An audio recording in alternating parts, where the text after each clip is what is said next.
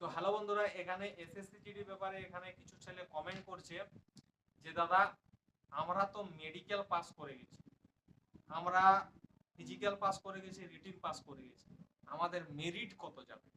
আগের বারে এত গেছিল, এইবারে কত যাবে?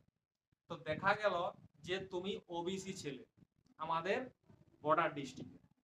এরপর আগের বারে দেখা গেল ওবিসি বর্ডার ডিস্ট্রিক্টের ভ্যাকেন্সি 500টা ছিল, যা কাট অফ গেছিল, ঠিক আছে, সেটা তুমি মনে রাখো, ভ্যাকেন্সিটা কিন্তু তোমার মনে নেই। এইবারে দেখা গেল যে ভ্যাকেন্সি 500 জায়গায় 400 আছে, কম আছে 100।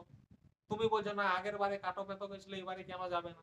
আরে ভাই, ভ্যাকেন্সিটা তো কম আছে। ভ্যাকেন্সি দেখবে প্রথমে কটা ভ্যাকেন্সি আছে। যদি 100টা ভ্যাকেন্সি থাকে, ভ্যাকেন্সি মানে চাকরি, আর যতগুলো ভ্যাকেন্সি থাকবে অতগুলোই ছেলে নিবে। 100টা থাকলে 100টাই নিবে।